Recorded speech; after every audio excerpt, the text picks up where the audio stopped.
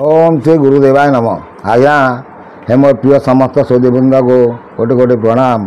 गत अध्याय कही आसिले मुझे बड़ बड़ अध्याय करने चाहूनी खूब सर्टकट्रे आपण मैंने ज्ञान शुणिपारे। से कौन कहते से सुख पक्षी विषय सुखमुनि कहते आज्ञा कौन कहते जे सी पक्षी जन्म पक्षी जात केमी पक्षी जन्म हेले से विषय से सब कही कहीकि आपण मान शुणिलु।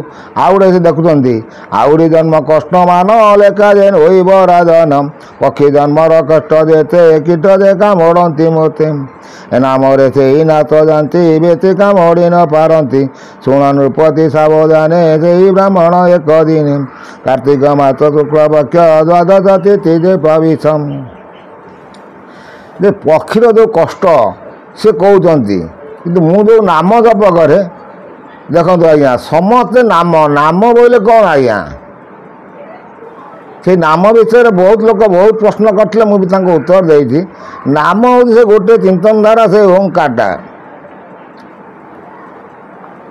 तेणु से नाम को जी चिन्ह जानी तार मुक्तिर पछड़ा से जिते कष्ट पाइले भी से धीरे धीरे धीरे धीरे बढ़ी बढ़ी जमी सुखमुनि सुख पक्षी से सुख मुनि हो पारे आम से विषय आलोचना कर शुण नृपति साध सावधाने ते ब्राह्मण एक दिन कार्तिक मास शुक्ल पक्ष द्वादश तिथि जे प्रवेशम से ब्राह्मण घेनी मोते गोदावरी स्नानवर्ते गला जे आनंदित होई मोते जे स्नान कराई कूलरे हुंते प्रवेश सेठारे होइले मुना नासम जमड़ा घर माने मोते धरी ने तोरीते मो पाप पुण्य बोधि ताई सुख पक्षी रे गर्भ सुख पक्षी गर्भे जन्माई से से बणी पक्षी बासर बणी पक्षी सुख पक्षी होगी आसिले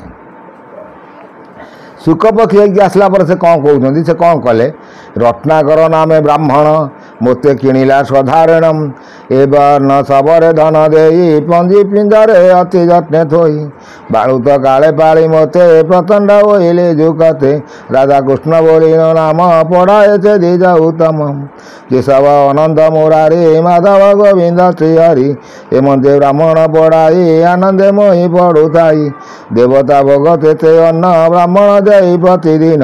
देखु से कहते मु ब्राह्मण घर सुख पक्षी रूप रही ब्राह्मण मत सबुदिन पढ़ाए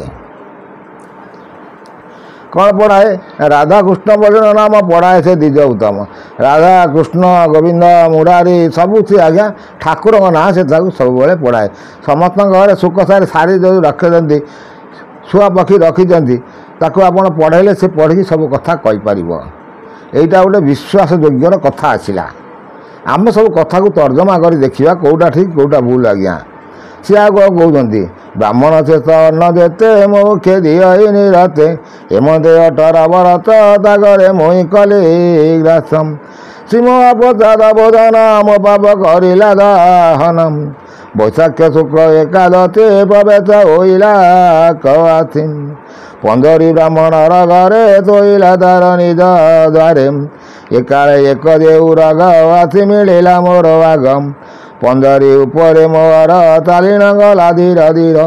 देखो सुख पक्षी कहते सुखमुनि कहते मुझ सुख पक्षी जो रही ब्राह्मण घरे मोर बहुत पुण्य है मत से 15 रखी से 15 दुआरे थुआई गोटे उरग बढ़ते गोटे साप गोटे विषधर साप आसिकी मेले कि 15 उपर चलीगला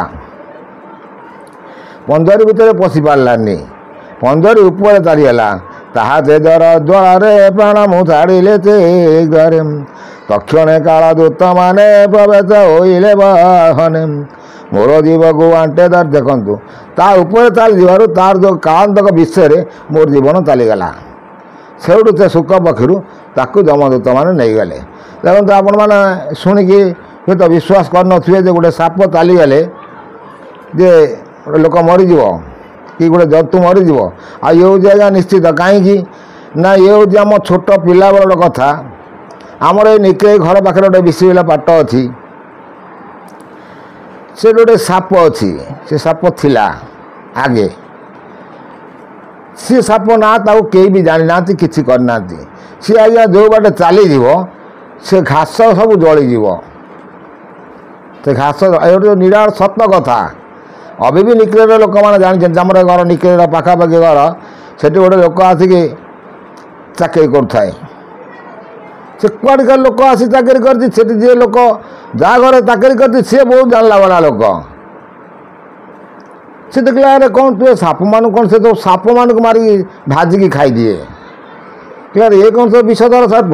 ବିଷଧର ସାପ ଯିଏ ତୁମ ପାଟରେ ଅଛି। କହିଲା ହଁ ଏମିତି ବିଷଧର ସାପ ମାନେ ହେଉଛି ନିରାଟ ସତ କଥା ଆଜ୍ଞା, ବିଷଧର ସାପ ପାଟରେ ଅଛି। କହିଲା ତାକୁ ଦେଖିବା ପାଇଁ ହେଲେ ତୁମେ ପଣା ଆଣ, ସବୁ ପଣା ନେଇକି ଥୋଇଲେ ବରଡ଼ା ପତ୍ର ଚାଟି କରିବ, ତାକୁ ଡାକିବି ମୁଁ, ସେ ଆସିବ, ସେ ଗୁଣି ଜାଣିଛି। କହିଲା ହଉ, ସେ ଜମିଦାରୀ ଘର, ତାକୁ ସେଠି ପଣା ଆଣିକି ଦେଇକି ତାକୁ ଡାକିଲେ, ସେ ସାପ ବାହାରିଥିଲା, ସେ ବରଡ଼ା ପତ୍ର ସୁଦ୍ଧା ହେଇକି ଜଳିଲା। ତାର ଏସେ ବିଷଧର। ଆପଣ ଦେଖୁଥିବେ ଜଙ୍ଗଲରେ ଗୋଟେ ସାପ ଚାଲିଯିବେ, ତା ଘାସ ଯେଉଁ ଚାଲିଯିବେ ଯେଉଁ ବାଟେ ସେ ଘାସ ପଡ଼ି ପଡ଼ି ଯାଉଥିବ। ଇଏ ହେଉଛି ସତ କଥା।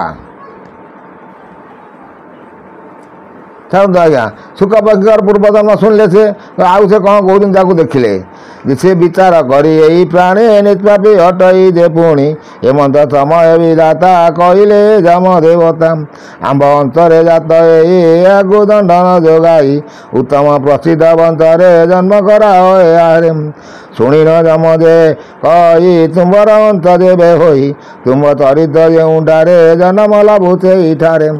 ତେଣୁ ତାର ଶୁକପକ୍ଷୀ ହେଇକି ତାର ଆତ୍ମାଟାକୁ ନେଲେ ଯମ ଦୂତମାନେ, ତାକୁ ସେଠି ବିଚାର କରାଗଲା ଯଦି ଏ ତୁମ ଅଛି ତାହେଲେ ଆକୁ ଭଲ ଜନ୍ମଟାই ମିଳୁ।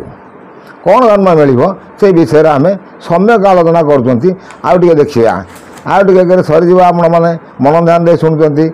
ଶୁକମୁନିଙ୍କର ବ୍ରହ୍ମା କହନ୍ତି ଯମ ତୁଣ ଜନ୍ମ ବ୍ରାହ୍ମଣ ବୀର୍ଯ୍ୟଣ ପୂର୍ବ ଦୁଷ୍କୃତ ତଙ୍ଗ ଦୋତେ ବ୍ରାହ୍ମଣ ଜନ୍ମୁଲଭ ତେଥେ ପରାଶରଙ୍କ ବୀର୍ଯ୍ୟ ଜାତ ହେଉ ଅଦୋନି ସମ୍ଭୂତମ୍ ପୂର୍ବେ ପାଣ୍ଡବ ଦଣ୍ଡଧାରୀ ଅର୍ଜୁନ ନାମେ ଅବତାରୀ ତା ପୁତ୍ର ଅଭିମନୁ ଜାଣ ପରୀକ୍ଷିତ ଯେ ତା ସନ୍ତାନମ୍ ସେ ରାଜା ବ୍ରହ୍ମତାପ ଫଳେ ମିଳିବ ଯାଇ ଗଙ୍ଗା କୂଳେ ତାହାକୁ ଭାଗବତ କହି ସକଳ ଧର୍ମ ଦେ ବୁଝାଇ ପବିତ୍ର ହେବ ୟାର ଦେହ ଏ ରୂପେ କହି ପିତାମହ ସେହି ସ୍ଥାନରୁ ଗଲେ ତଳି ଶୁଣଏ ନୃପମ ଆବଳି ଭଣଇ ଜଗନ୍ନାଥ ଦାସ ଶୁଣିଛୁ ଜନେ ପାପନାଶମ୍।